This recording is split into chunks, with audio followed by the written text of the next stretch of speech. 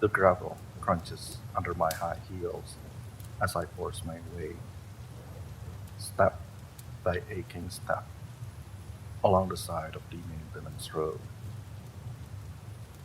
Above me, on either side, the swaying green corn stalks form walls 20 feet high, pressing me in along this narrow corridor. Autopollinators whir above them, vast, slow spinning rushes, dispersing their contents like pale yellow snow. It drifts down over me, clinging to my clothes and my hair and my skin, coating me until I look like a strange yellow ghost stumbling down this roller straight road. I take a pull on my oxy, my lungs relieve at the small break from the pollen choked air. Cameras were above me, black glass eyes lurking in heavy housing, watching from atop tall poles of white metal, their small forms grinding to follow me as I stagger onwards. I ignore them. If there's anyone watching me from the other side, they haven't come for me yet. I doubt they're going to bother unless I do something to harm the corn. And I have much, much more important things to do. The car crashed a couple miles back. Something in its engine burst and whined, and then suddenly the steering wheel didn't work, and it was skewing off the gravel and crunching nose first into the delicate plastic fence and the immovable corn stalks. I suppose it was inevitable. It was old and already broken. It was never going to take me that far. No matter, I'm prepared to walk all the way there if I have to. My shadow stretches out before me, on and on through the bright orange sunset towards where the maintenance road is cut off by the horizon. I follow it, pollen swirling up in dust around my feet, my smile plastered across my face. I save the pills. That's what matters. They're clutched tightly in my hand, my sweaty fingers squeezing the little orange bottle like a child's mascot plushie. 23 I have left. I have counted so very many times. 23. 23 until I find him. 23 nights dreaming of him. 23 mornings waking up grinning. I am wandering, alone, through the corridors of some strange place I cannot name. Its floors and walls twist, different every time I try to find my way back.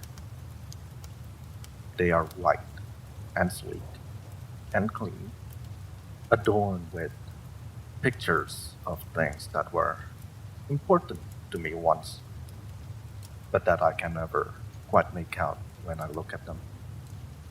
Sometimes the corridors will open out into a room, huge rooms that remind me of the studio or the atrium, or places I almost recognize but not quite.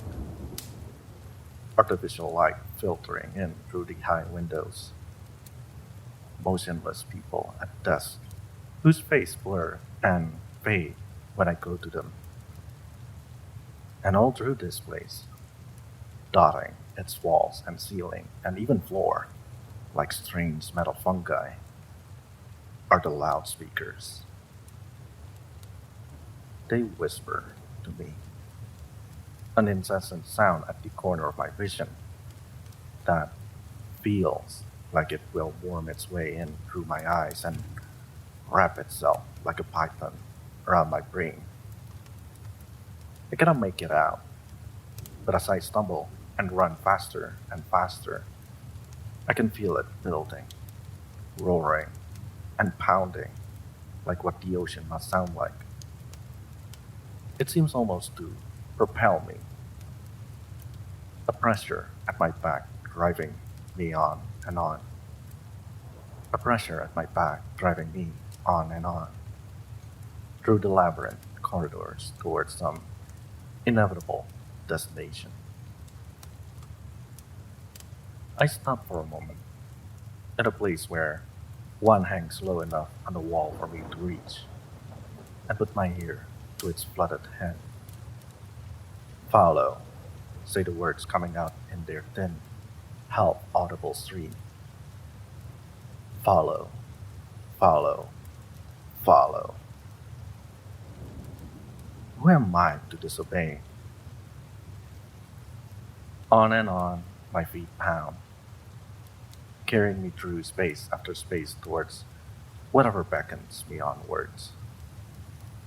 And when the alarm jolts me out of sleep, long before I'm ready to stop searching, I can still feel the rush of exhilaration in my mind, and the stupid, almost hungry smile on my face.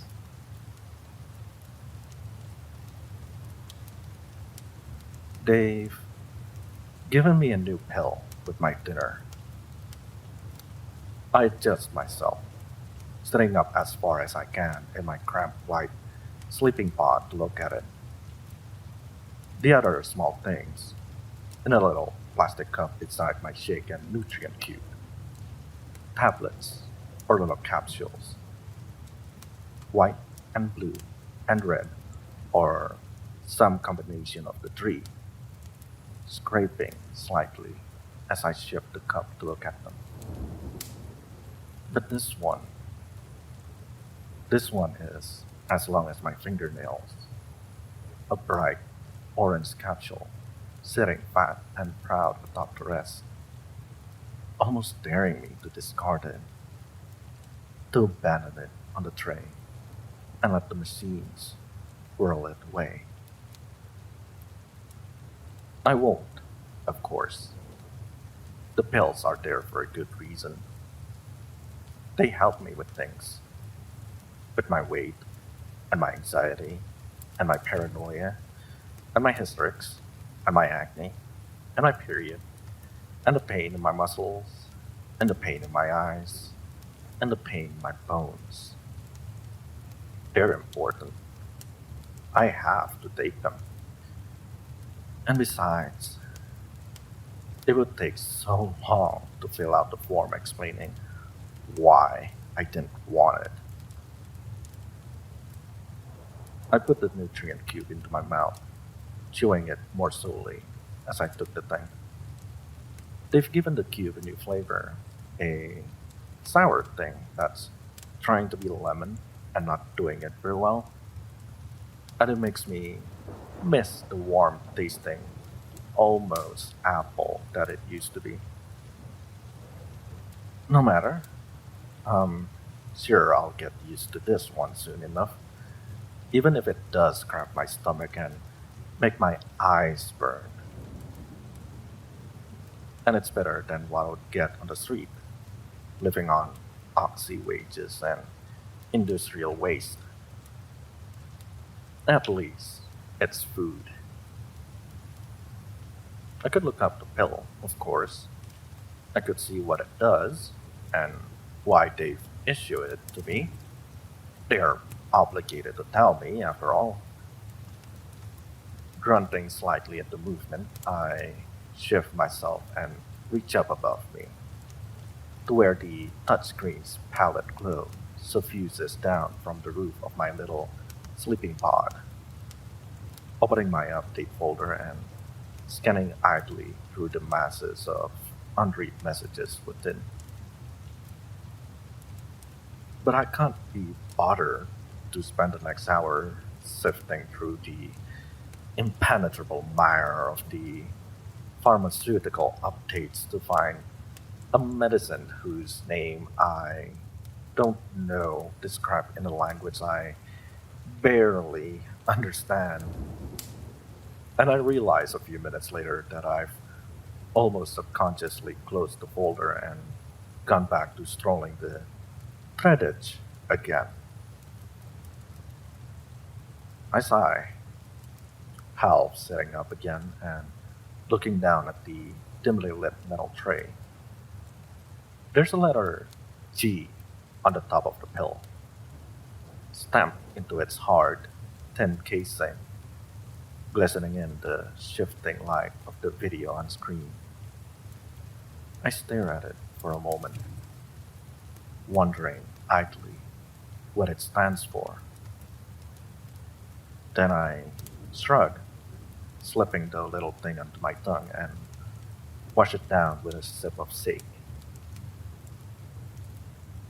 As it slides down my throat, my eyes wander back up to the feed on screen, meaning to make a bit of progress on my ever looming engagement quota.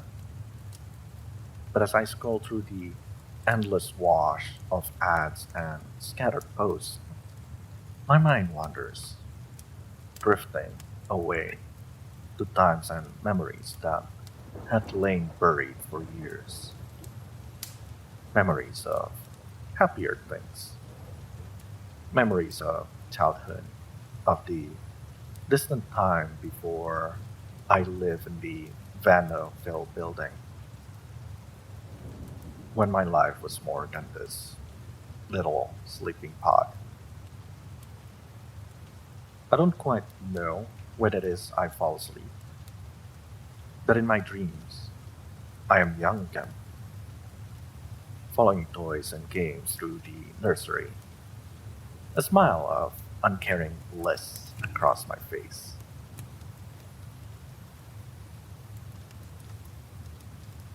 Follow, whisper the waves, playing against the shore. Follow, follow, follow.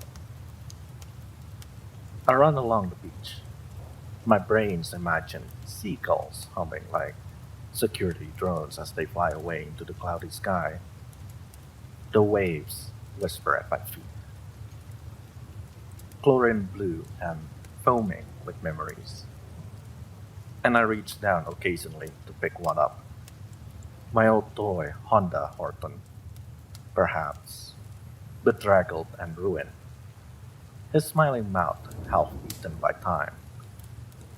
Or that essay I've scored perfectly on, its shimmering red A plus, half eaten by the salt water.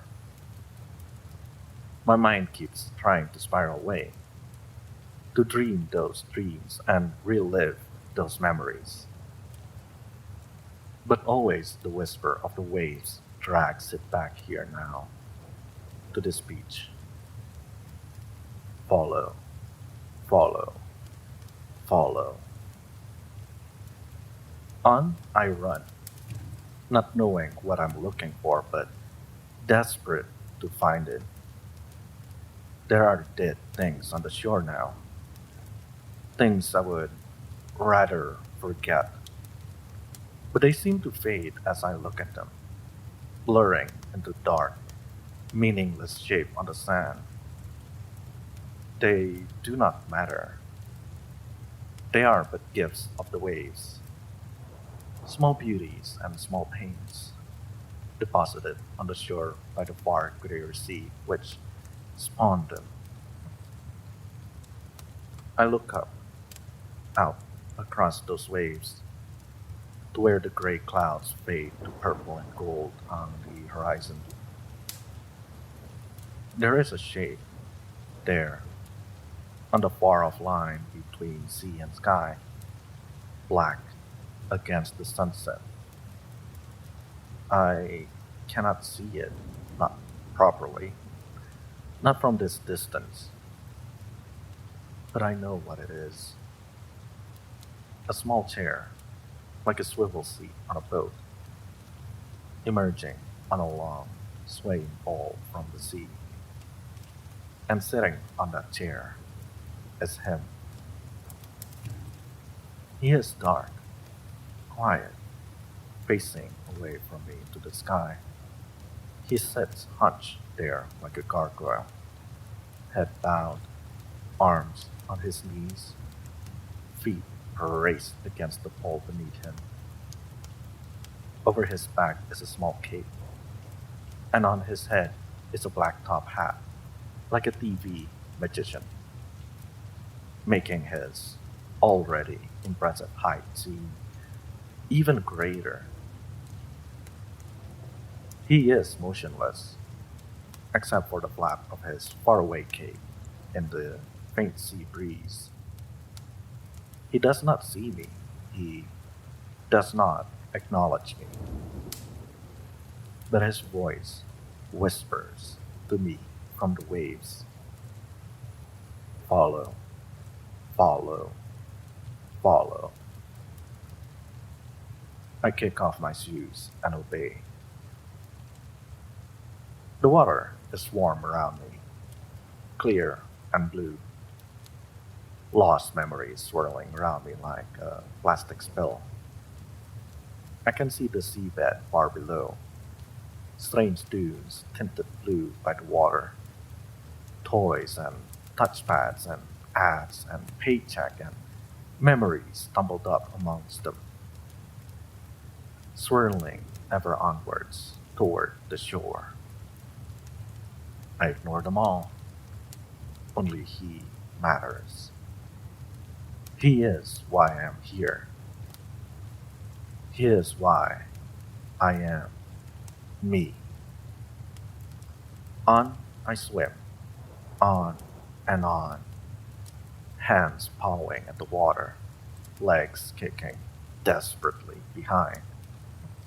I cannot see him now, but I know he is there, just behind this wave, or this one, or this. Soon I will find him. Soon everything will be alright.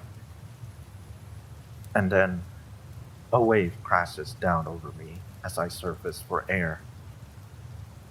And I wake with a start in my sleeping pod, eyes wide, gasping for breath.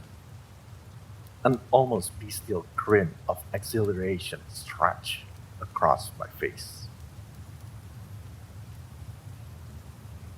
I stand in front of the green screen in the studio, a fake smile plastered across my face, my eyes sweeping from camera to remote camera as I gesture to the little orange bottle I hold in my hand. Grinspirin, I read from the dozen teleprompters, baring my teeth in a cheery grimace that I know will be artificially whitened later, has been reported to increase bone density and provide clearer skin and eyes. In addition, 98% of subjects said they experienced prolonged feelings of euphoria after taking Grinspirin. I'm barely even processing the words. It's not as though they matter anyway. They're the same buzzwords that all the ads have.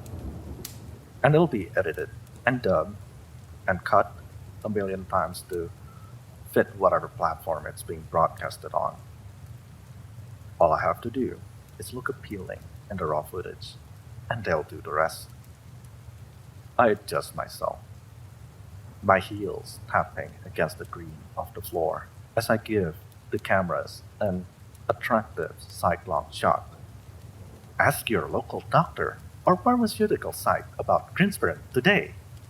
Call now to receive your Grinspirin starter package, including 3 bottles of Grinspirin, a Grinspirin fact booklet, and a Grinspirin t-shirt, and a Grinspirin coloring book for the aspiring Grinspirinor in your life. All for the low, low price of $4.99.99. Still smiling, I lean forward, exposing a hint of cleavage to some of the hungry cameras as I give the bottle a little tap with one fingernail. Remember, with Grinspirin, you'll always wake up grinning. There's a little ping and a green light from the teleprompter, and up behind the 1,000 cameras, the live feedback footage of myself on the big wall screen goes suddenly dark. I sit down hard on the floor, taking big, heavy breaths and reaching behind the green screen for an energy drink. It's hot in here, with the floodlights and the endless thundering whir of the cameras, and the makeup and antiperspirant cream clinging to my skin make it feel even hotter. I debate turning the fan on, but it'll mess up my hair, and I probably don't have time to fix it before the next shoot begins. Best to just sit for a moment and drink. As I set down the plastic can, I find myself idly wondering what it is I'm advertising, and glance down at the bottle in my hand. It's a little orange thing, with a fat plastic lid that you have to press oddly to open. Grin sprint, it reads, with a lot of technical information and an image of a smiling woman who is not me holding up a bottle of the stuff. For a moment, I amuse myself with the image of infinite bottles of Grinsperin stretching away forever into the label before something suddenly connects in my head. This is the pill they've been giving me. This is that big orange capsule with the capital G inscribed on it. That's already become my favorite in the few days since I've started taking it. I always look forward to the relief of the pills, of course, but this one doesn't make me shake or vomit or panic mid-shoot. This one actually makes me feel better when I wake up and genuinely does fulfill the promise of its motto. As my cycling, genuinely pleased to be advertising a product I actually like for once. Suddenly, so abrupt and unexpected that it makes me jump, the wall screen comes on with a bright flicker of pale light. I scramble to my feet, assuming that the next shoot has started. But there's nothing on the teleprompters. No ad to read due to watching electronic eyes. And after a moment, I realize that it's not my image being displayed up there, huge and high resolution. It's a newsfeed. The fuzzy, flickering image of a city street looms there. Towering concrete buildings covered in ad screens pressing in against the crowded streets. Drones circle through a sky so smoggy that it's impossible to tell if it's day or night. And cars push slow and grim through the flowing crowds of people.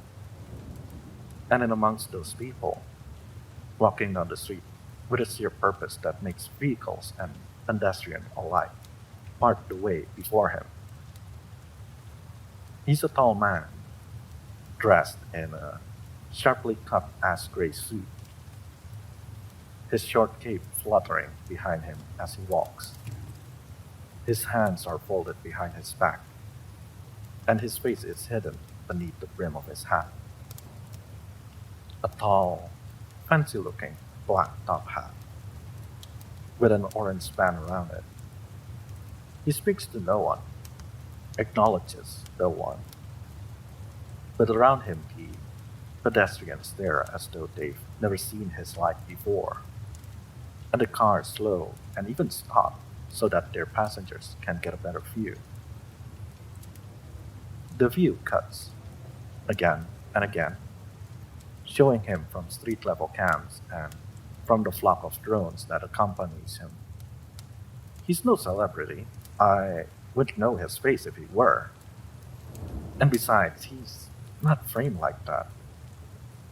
He's framed in an almost threatening way, as though his march down this nameless street will lead inevitably to the end of the world.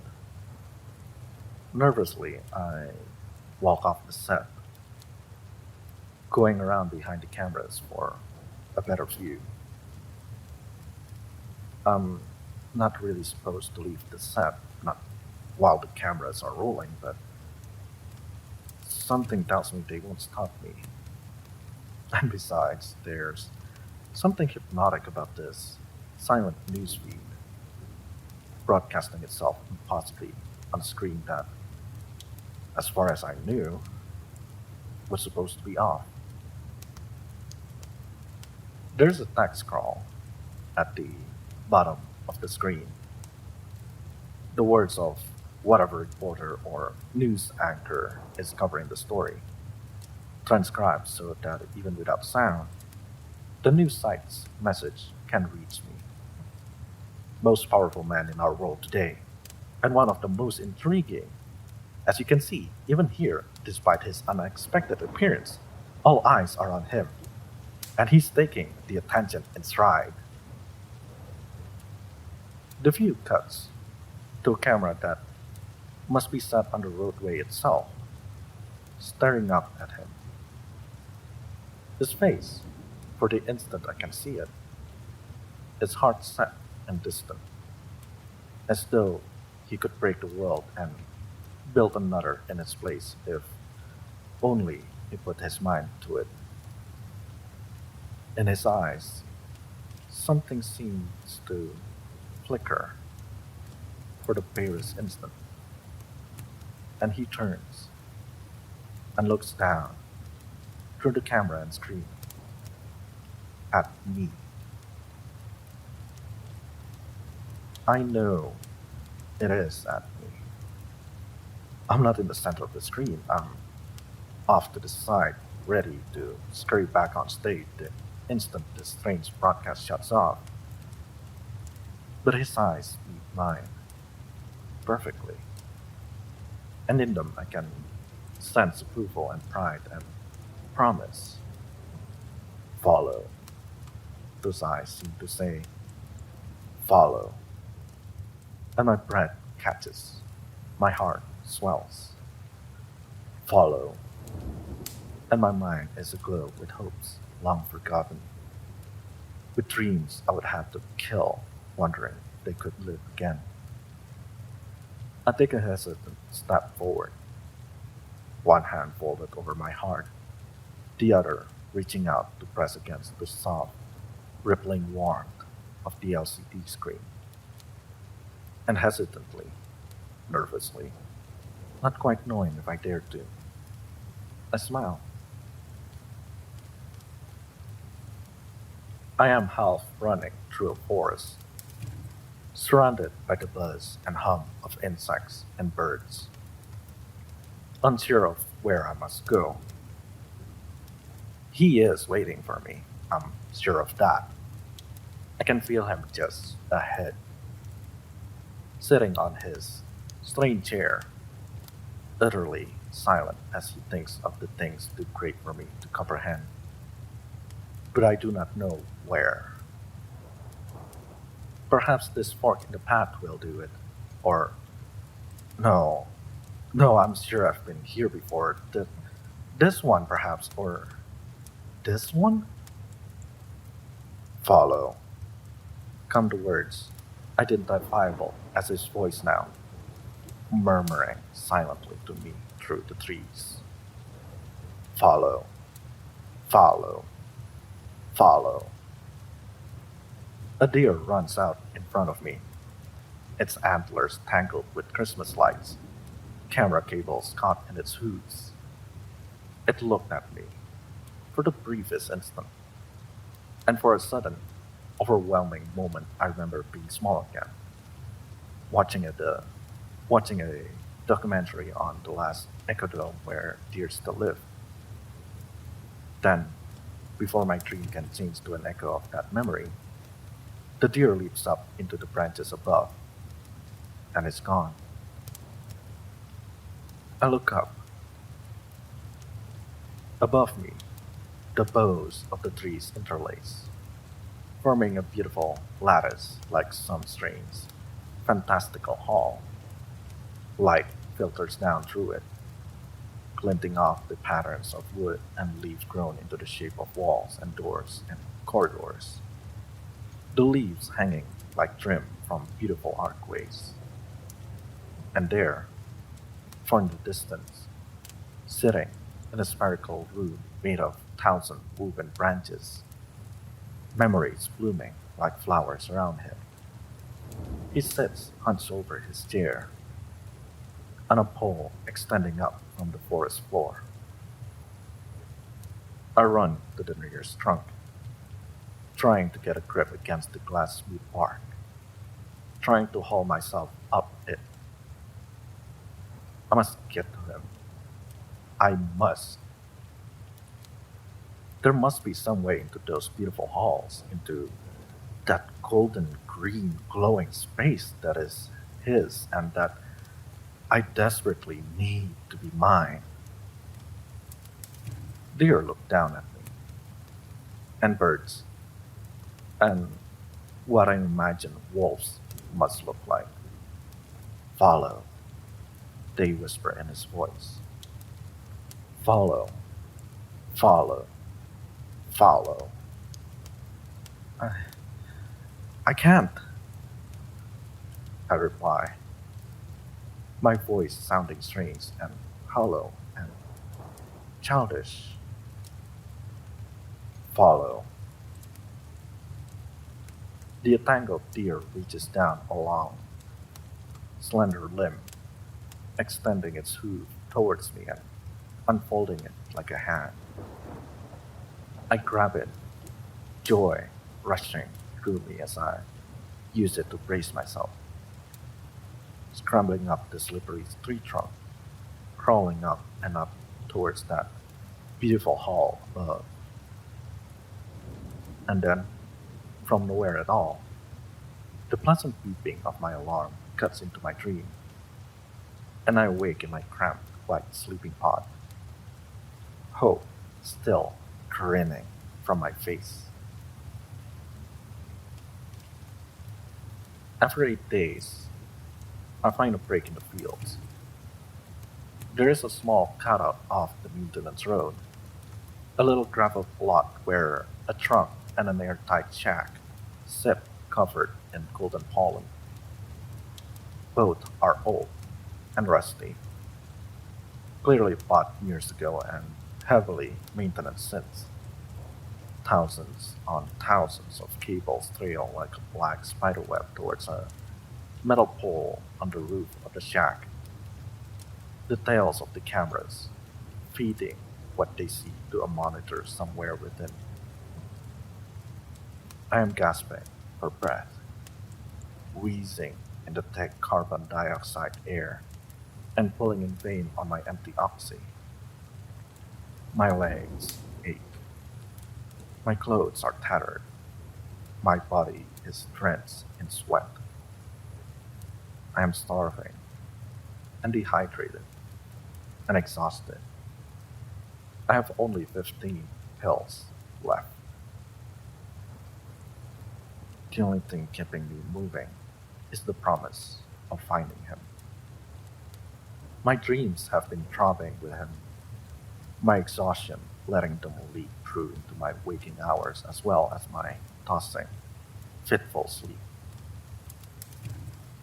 I imagine him sitting, and his chair on its pole, at the end of this infinite road of gravel and corn, his whispers echoing back to me through the rustling of the leaves. He is close now, so close. I can almost hear him. I stagger towards the truck, hauling myself with a faint whimper of pain up onto the running board. But though I rattle and heave and bang, the door is locked. And all my pounding on the window with my weak, shaking fist cannot grant my poor, starved body the strength to break it. I stumble back off the running board, falling hard on one hand against the rough gravel, and pull myself slowly upright, moving step by painful step towards the little shack. There is a light inside, I realize. As I get closer to the door, The whirring of a fan, too, keeping the air inside cool and comfortable and oxygenated. My lungs start to ache at the thought of that, being able to breathe freely and easily instead of choking on this hot, shallow air, so thin that even the deepest breath is insufficient. Hesitantly, I grip the knob and push open the door. I am greeted by a rush of cold air, making my hair flutter and my hungry lungs gasp frantically in relief. I can breathe. I can breathe. At last, I do not have to choke on pollen and pumped out CO2. Do not have to try and draw sustenance from drained air that humankind shuts out. I can breathe. I stumble forward, my renewed strength carrying me into the little room beyond the door. For a living space, this place is huge. An entire room, with a bed on one side and a stove on the other. A huge TV on one wall playing the newsreel of him on loop. If anyone lives here, though, I cannot see them. There are no people, only a mug of cold coffee on a side table, suggesting that this place has ever been inhabited at all. The cupboards are well stocked, though, yielding bags and cans and boxes for my hunger and a great chilled jug of water for my thirst. I sit down surrounded by them on the floor, watching the television play the scene I know so well as I cram sweet cereal and crackle pops and chemical tasting water into my mouth, relief washing in great waves through my body. When I stand at last, my limbs are still shaking, but now, at least, it is exhaustion and nothing more. The keys to the trunk lie on the table next to the mug. I take them gratefully, and then, after a moment's thought, I screw open my pill bottle and gently, ever so gently, tap one of its precious contents out into my palm. I'm a bit surprised that whoever owns this place didn't seem to have a pill cupboard, but perhaps I can give them one of my own, as thanks for all the bounty they have bestowed upon me. Smiling, I slide the pill out of my hand and into the mug of coffee. I stand atop a strange white monolith, so narrow I can only barely balance upon it, and so tall that it seems to go on forever underneath me. Around me are other such monoliths, at 1,000 different angles, braced and tilted and enclosed to form a vast, twisting space. A line of them emerges from the floor like the spines from a dragon's back, a long, arcing row that stretches on and away until it is hidden by the hump of these places, curving, not roof. With an enormous effort, I jump from this one to the next, as though along stepping stones. There is a little sound in this place apart from my own, the noise of my feet against the smooth stone surface, the gasp of my breath as I prepare myself to jump again. But what sound there is taken and amplified by the structure of the things, bouncing again and again off the monolith's pale flanks, repeated and channeled over and over until at last it forms that familiar word at the edge of my ears. Follow, follow, follow.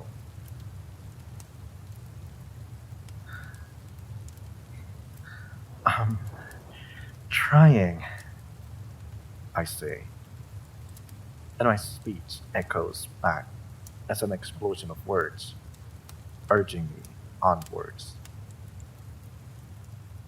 One monolith, another, another. It becomes hazy, almost. Not the grinding effort it would have been while awake, but an almost accelerated feeling, as though the effort of the journey matters less than its completion.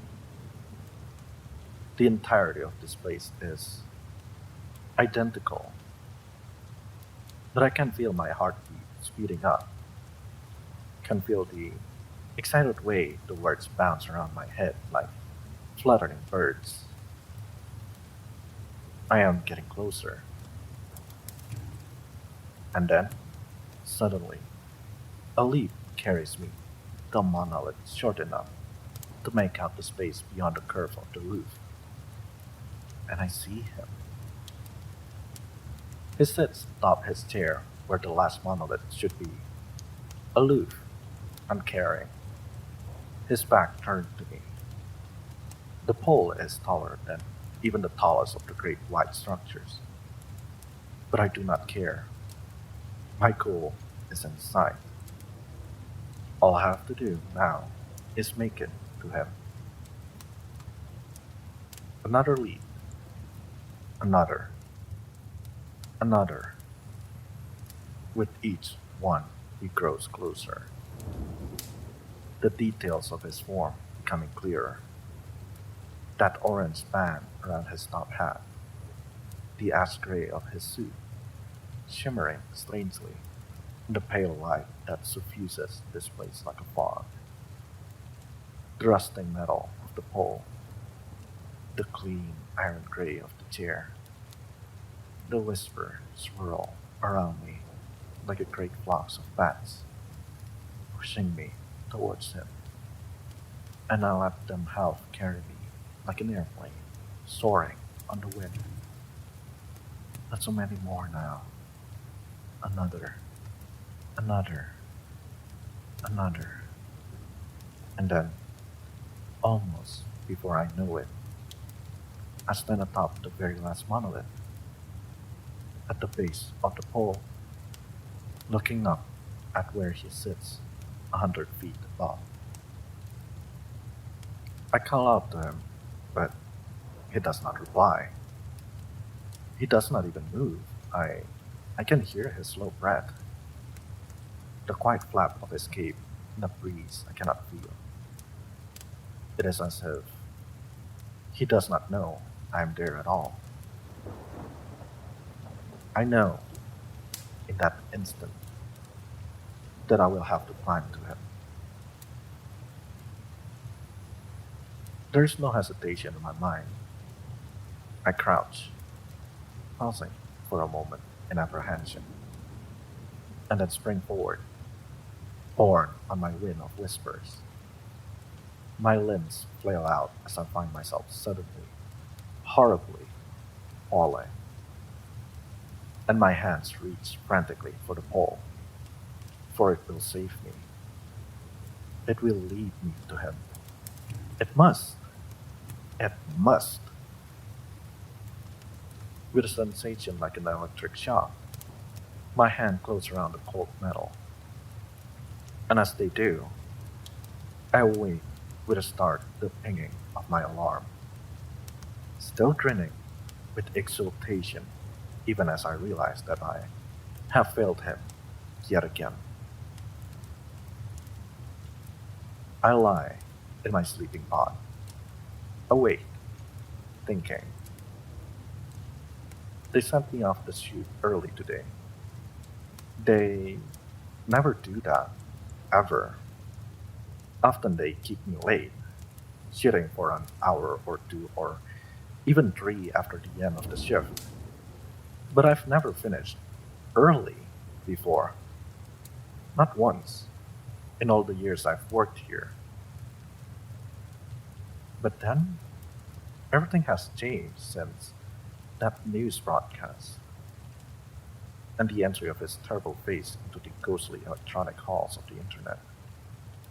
Every frame of that video has been scrutinized and analyzed, picked apart by VTube and threaded and UMag until every shot, every shape, every blurry jumble of pixels is recognizable at a glance. Discussion fester regarding who he is, where he came from, why he's here now, what his connection to Grinsprint. I do what I can to contribute, though I'm no video editor or photo analyst, and don't have the insight that they do. All I know is that I'm as desperate to know as they are, and that my heart skips every time I scroll down past the ads and find another post about him, or another VTube theorizing about where he might have come from. I do what I can to help, of course, as I have these past few weeks. I like and comment and share, bombarding subscribees and friends I do not know with the latest facts and theories in between the ads, gasping in amazement with the rest of the world at each tiny discovery, each new bit of progress, each celebrity that looks like him but turns out eventually not to be. But over the last few weeks, chasing him in my dreams, seeing him on my touchscreen, thinking idly of him as I advertise his pills, the idea has been growing in my mind. Follow. The word that echoes through everything. The one constant everyone seems to agree on. Follow. Follow. Follow. I will do so. Not in the dreams, in the waking world. I will find him, and go to him, and find out what it is he saw in me that day upon the screen. I can leave this place, the vast white monolith that is Band of Hill building. Doing so will render my job here forfeit, but what does that matter? I will not need to come back here. I will not need a job ever again. All I will need is him, who told me to follow. Then I will obey his instruction, journeying out across the baking, artificial, smog-choked world until I find him. I don't know how, but I'll do it. I have to. And almost as though he himself has reached through the screen to grant me what I need to come to him, a notification pings to my UMag feed. I don't recognize the name, but then I don't recognize the names of most of the people I'm subscribed to. But he's offering something. A car that someone left him when they died.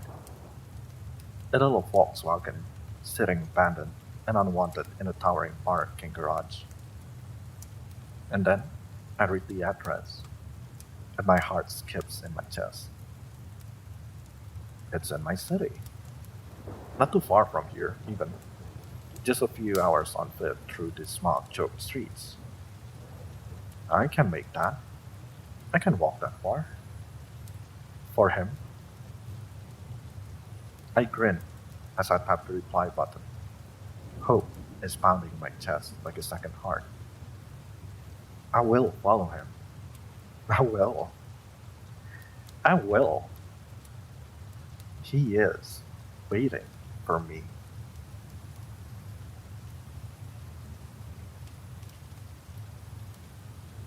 Follow, say the voice of the crowd.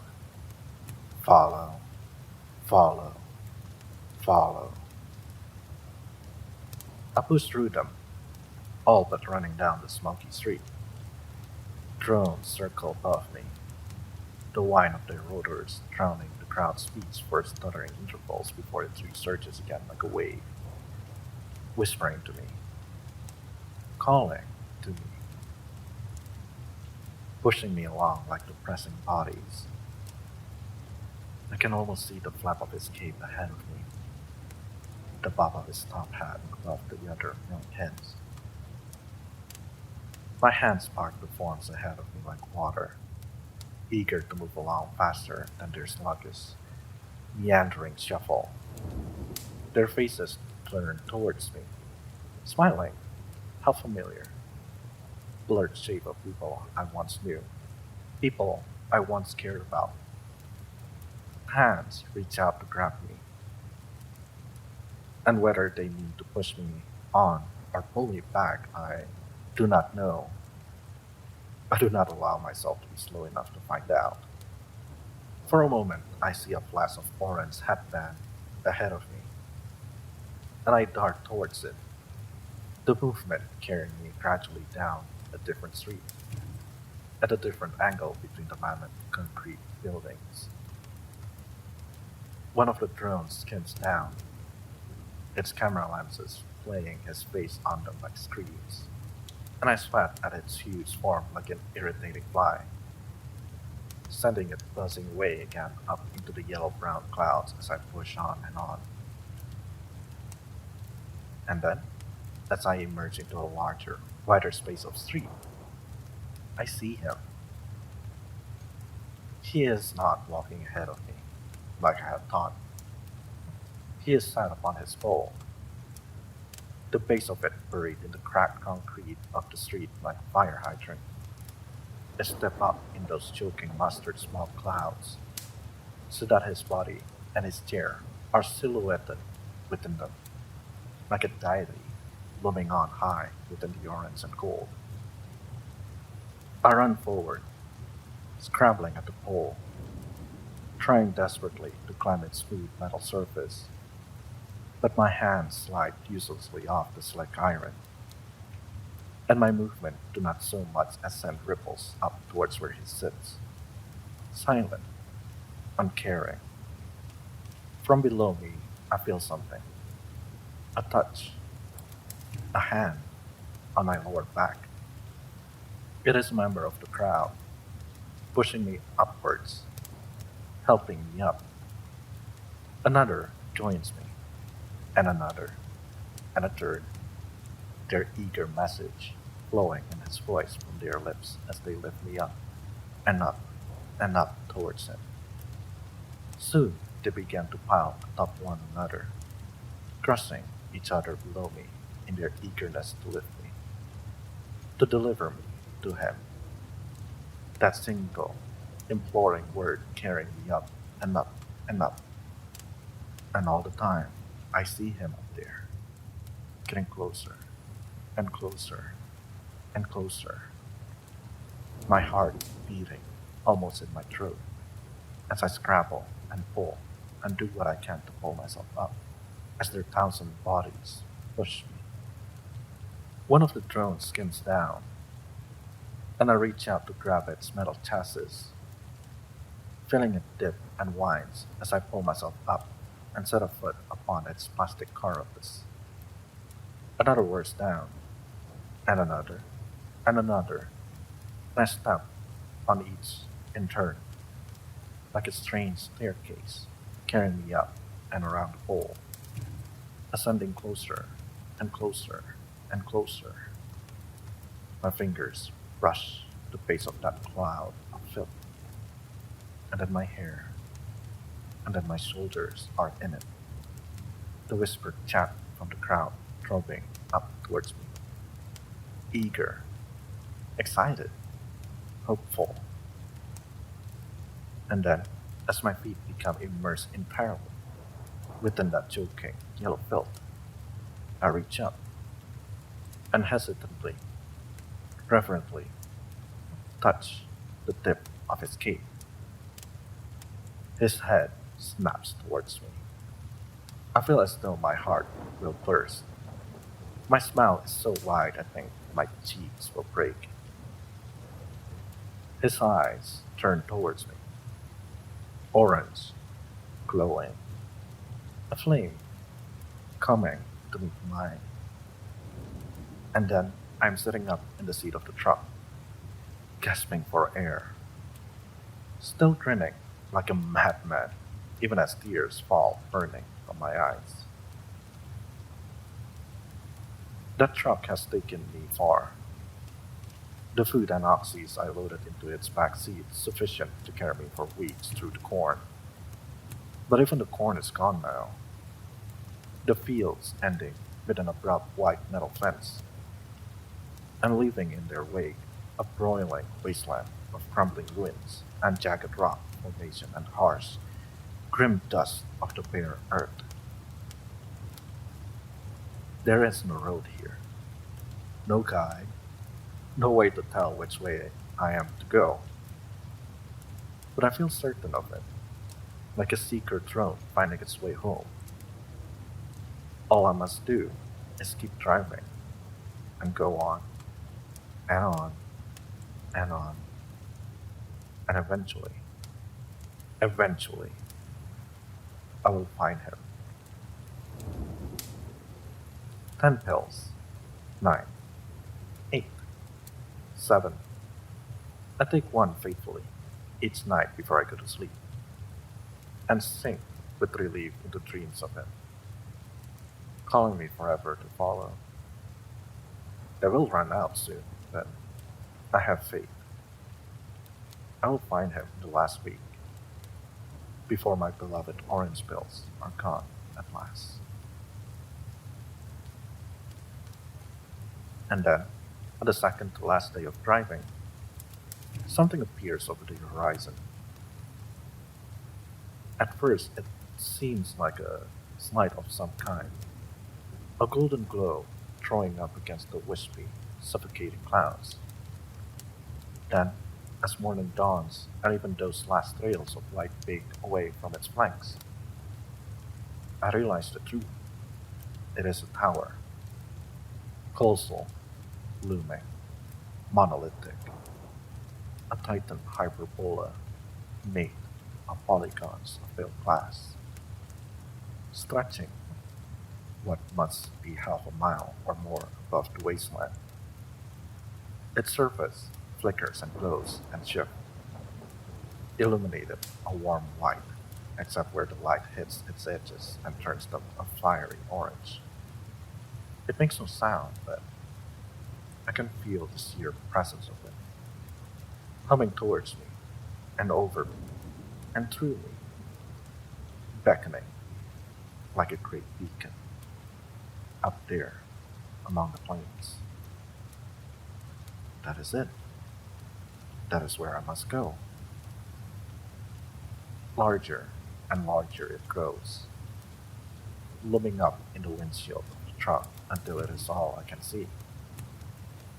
Its titan's mass shedding light around it like a lamp the size of the moon, drowning out even the sun in the sky, as its golden glow seemed to suffuse the world. By the time I stop and step out of the truck with a thud of metal doors, its Garangathan form is mesmeric, its curved flanks sloping every way from me, and the uneven segment of its bulk soaring up in elegant lines into the afternoon sky. Hesitantly, reverently, I walk towards a small wooden door set into its side and pull it open. Within, the tower is hollow, light pouring in like a greenhouse and filling the place with an almost misty illumination. A slender iron pole stretching up through the centers as though somehow supporting it like a circus tent. Within that space, drifting like bubbles in a lava lamp, float human figures, thousands on thousands of them, hanging limp and motionless in the air as though supported by wires. For a horrible moment, I think they're dead, until I understand the gentle thunder that suffuses this gigantic hollowness. The sound of unguessable amounts of human beings breathing the slow, peaceful breath of sleep. Until it sounds as though the tower itself is alive and feeding some mammoth love. I find myself listening to that sound, trying to pull out the familiar words, but this is not a dream, and the breath of the floating sleepers is only that and nothing more. There are stairs around the inside of the tower, spiraling up and up like corkscrew away from me, made from the same strange, glassy material as the glowing walls. My shoes are long since gone, and the stairs are warm and hard beneath my bare feet as I take my first step, and then another, and a third, wondering at the unfathomable scale of this place, and at how many made it here for me. I am wondering still, as my aching legs carry me up the last of those stairs, and through a gap in the glimmering glass ceiling onto the top of the tower. Around me, far, far below, stretches everything. The wastelands roll away and away, scatters of pale clouds sprinkled across them like a strange lost sheet. It is sunset now, though I do not know if it's the same day or not, and though the ground is in shadow of the tower's peak, is still bathed in deep golden sunlight. Somewhere far away, I think I can spot the silver glint of water on the horizon, the faint green afterthought of the cornfield far, far to the west. But none of that matters in comparison to what waits at the tower's center. Through the roof, no more than 100 feet away from me, emerges the iron pole, looking almost out of place in this huge, beautiful structure. And atop it, on that strange metal swivel chair, I know so well, sits him. As always, he faces away from me, hunts forward in apparent exhaustion, staring out across his unimaginable domain. A part of me wants to simply stand there, to savor this moment, this thing I have worked so very hard for. But this is no dream, and there will be no alarm to stop me reaching him. Grinning with excitement, I stretch out a hand and go running towards him across those warm, glowing panes. His head turns as I approach him, his top hat tilting gently in the sun's fading rays. His physical presence, after all this time, is almost overwhelming, and I drop to my knees as I reach him, beaming with joy as I try to find the words to express my churning thoughts. In the end, I need none, for it is he who speaks to me. "Hello, child," he says, his voice somehow exactly as I expected it would be, calm and mild, and so very powerful. "You've traveled quite a long way to get here." Hesitantly, eyes brimming with tears and transforming him into a swirling mass of colors, I nod. Through my eager blinking, I watch him stand ever so slowly, reaching out a hand, tilting his head as he looks down at me. "Come, my child," he says, and his voice is so full of command that my hand has reached for his before he has finished speaking the words. "Dream with me." My palm touches his, with a small sound of flesh on flesh, and the world goes dark. And I fall upwards and away, into swirling landscapes of color and beauty and truth, that neither I nor any other need ever wake from again.